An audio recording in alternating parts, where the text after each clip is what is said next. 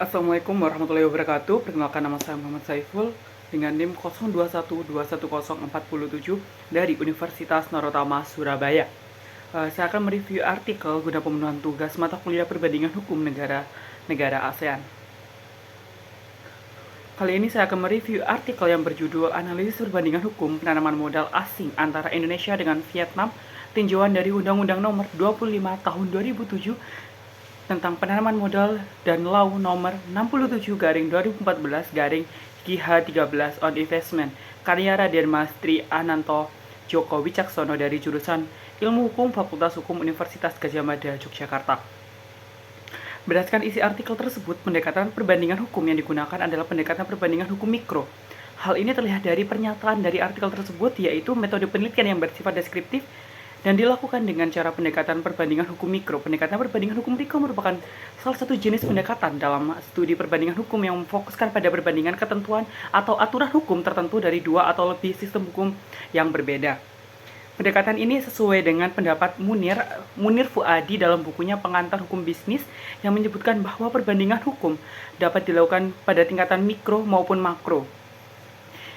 Ini juga sesuai dengan pendapat Herlambang Perdana dalam bukunya Masalah Penafsiran Kontrak dalam Rangka Perbandingan Hukum Civil Law System dan Common Law System, yang menyebutkan perbandingan hukum mikro berguna untuk mengidentifikasi persamaan dan perbedaan hukum pada bidang tertentu antara dua atau lebih sistem hukum.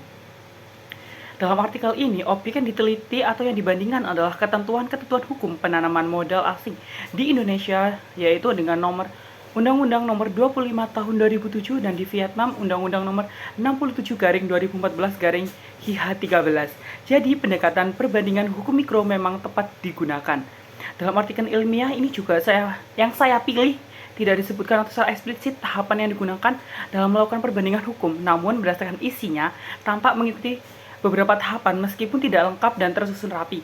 Menurut Kamba ada beberapa tahapan yang dilalui dalam studi perbandingan hukum ini, yaitu yang pertama mendeskripsikan aturan-aturan hukum positif yang relevan dari sistem-sistem hukum yang berbandingan atau yang diperbandingkan. Kedua, dalam artikel ini ketentuan-ketentuan hukum penafsiran penanaman modal di Indonesia diatur dengan Undang-Undang Nomor 25 Tahun 2007 dan di Vietnam Undang-Undang Nomor 67/2014/KH13. Kemudian yang kedua yaitu analisis hubungan antara aturan-aturan tersebut di masing-masing negara atau di masing sistem-sistem hukum negara disebut. Kemudian tahapan ini tidak terlalu nampak dalam artikel ini.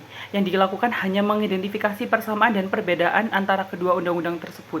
Kemudian yang ketiga menjelaskan mengapa persamaan dan perbedaan ini ada dengan menurut pada faktor sejarah, budaya, ideologi, dan lain-lainnya.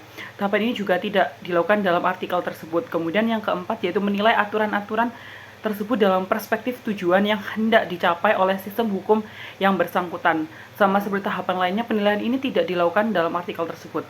Kemudian yang kelima yaitu merumuskan model aturan atau sistem yang ideal dan dapat diverifikasikan atau diuniversalkan. Tahapan ini juga tidak dilakukan dalam artikel ini. Yang ada hanya sasaran atau saran agar Indonesia dapat memperbaiki sistem hukum terkait penanaman modal yang ada di Indonesia di tahun selanjutnya atau di Indonesia di kedepannya. Jadi, secara keseluruhan artikel ini belum sepenuhnya mengikuti tahapan perbandingan menurut Kamba. Berikut usulan tahapan yang bisa dilakukan adalah yang pertama yaitu deskripsi aturan penanaman modal di Indonesia dan di Vietnam itu sudah dilakukan. Kemudian yang kedua yaitu analisis hubungan antara aturan dari masing-masing sistem. Kemudian yang ketiga penjelasan mengapa ada persamaan dan perbedaan dari faktor sejarah, budaya, dan lain-lainnya. Kemudian yang keempat yaitu penilaian aturan dari perspektif tujuan masing-masing sistem hukum tersebut. Kemudian yang kelima yaitu perumusan model aturan ideal bagi sistem penanaman modal yang dapat diuniversalkan. Dengan ini melengkapi tahapan tersebut, studi perbandingan hukum yang akan lebih komprehensif dan lebih mendalam lagi. Sekian review dari artikel saya. Apabila ada salah kata maupun typo dalam penyebutan atau penjelasan dari artikel saya ucapkan mohon maaf yang sebesar-besarnya. Wassalamualaikum warahmatullahi wabarakatuh.